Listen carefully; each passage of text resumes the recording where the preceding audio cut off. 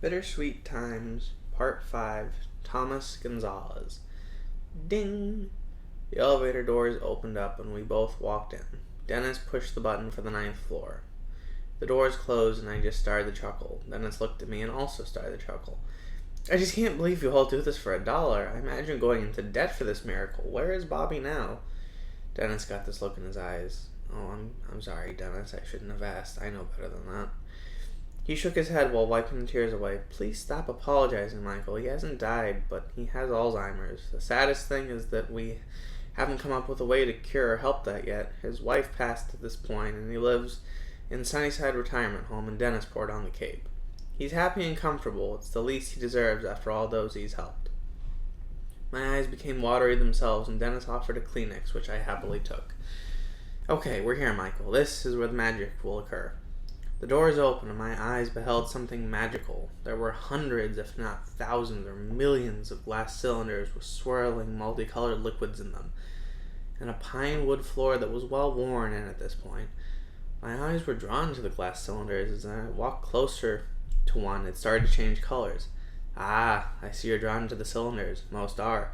These hold the magic that induces the simulation. They are a synthetic brain that makes your imagination and takes it and mixes it with your memory, and voila, they make your past traumas come back to life. My mouth was agape, and Dennis started to chuckle to himself.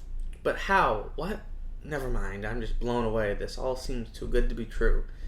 He nodded and understood my sentiment. That it is, my friend, that it is. Follow me and we shall begin the process. My notes that I put into the computer have been filtered into the cylinder just for you. It's number 1,063,701,820. Wow, that was a large number. How many years have you been in business? Dennis had to think as we walked towards the cylinder. His face was scrunched up deep in thought.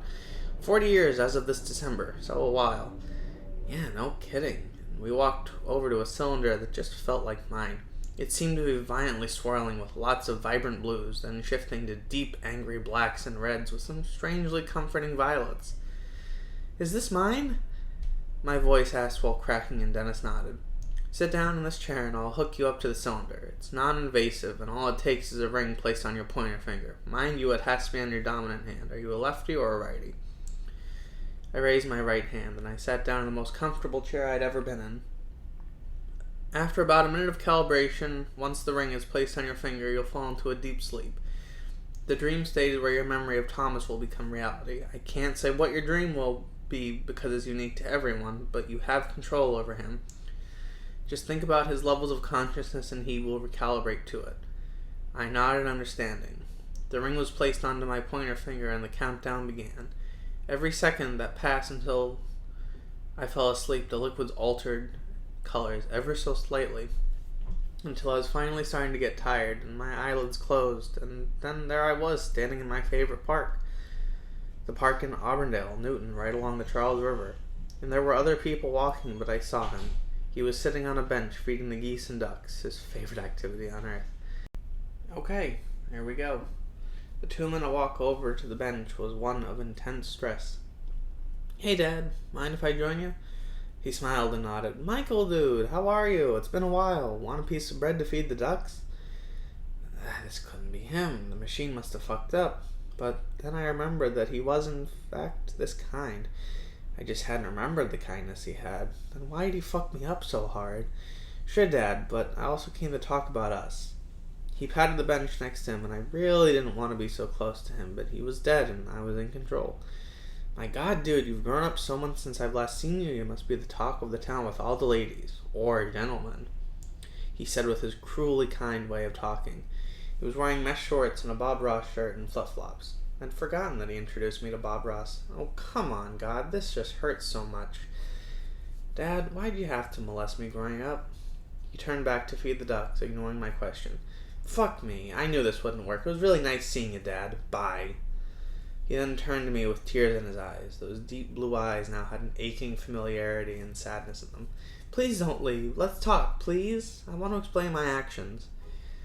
I sat back down on the bench but scooted a bit further away from Thomas. Really? Accountability? That's new. He laughed. Why?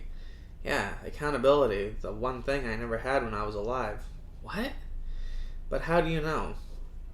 He smiled while weeping. Because I'm not a dumb blonde, not like your mother would tell you. God damn, I see why I needed therapy after this.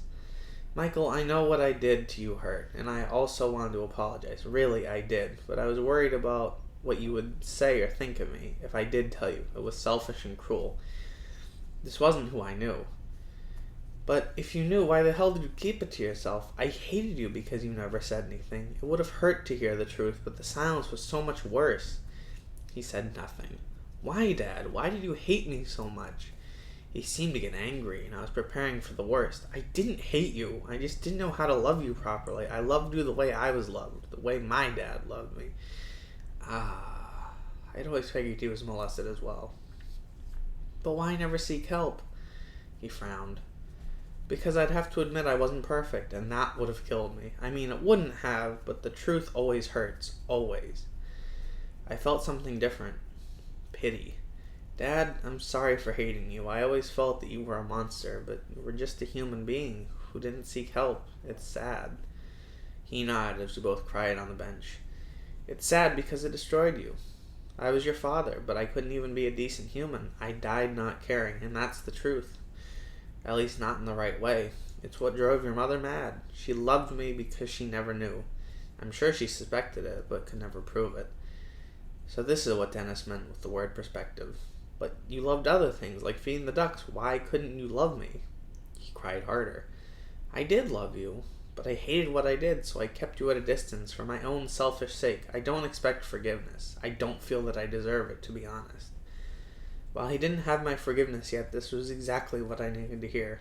I can't hate you for what happened to you, or hell, even what you did to me, but you're dead and you're still my dad. He smiled all while crying. Someday I hope you're able to have a better relationship with your kids than I did with you. I just wanted to let you know that you were loved, and also that I'm so sorry. I'm sorry. Those words always used to feel hollow coming from him, but hearing the simulation say it was cathartic. I love you too, Dad, and I'll take that piece of bread now.